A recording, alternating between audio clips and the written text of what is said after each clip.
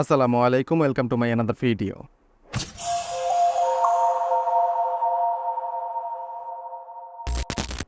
গত সপ্তাহে বাড়ির বাগানে বসিয়েছিলেন ছোট্ট একটি গাছের চারা, কিন্তু হঠাৎ করে সেই চারা যদি আপনা থেকেই এসে হাজির হয় আপনার জানালার ধারে, একবার হলো চমকে উঠবেন এমন ঘটনায়। কোনো অলৌকিক ঘটনার কথা হচ্ছে না লর্ড অফ দ্য রিংসের জাদুকরী হিউম্যান ট্রির নিয়েও।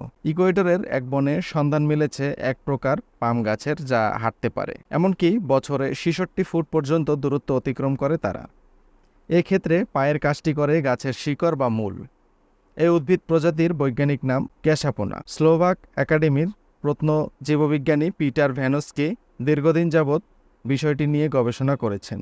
তিনি জানান মাটি ক্ষয়ের ফলে গাছগুলো স্থান পরিবর্তন করে। এগুলো অপেক্ষাকৃত শক্ত মাটিতে জায়গা করে নেয়, নতুন মূলের সাথে সাথে গাছগুলো অবস্থান বদলায়। পুরনো মূল মাটি থেকে উপড়ে চলে আসে আর গাছগুলো খুব ধীরে ধীরে এগিয়ে চলে। কখনো কখনো দিনে ২ থেকে ৩ সেন্টিমিটার এগোতে পারে এক একটি পাম গাছ। এভাবে ভালো সূর্যালোক আর উপযুক্ত মাটির সন্ধানে কয়েক বছর পর্যন্ত অব্যাহত থাকে গাছের ছুটে চলা। ইকুয়েডরের রাজধানী কুইটো থেকে ১০০ কিলোমিটার দক্ষিণ পূর্বাঞ্চলীয় বনভূমিতে দেখা মিলবে হেঁটে বেড়ানো দুর্লভ এই পাম গাছের। আজকে আমাদের ভিডিওটি এই পর্যন্তই। সবাই ভালো থাকবেন, সুস্থ থাকবেন। আল্লাহ হাফেজ।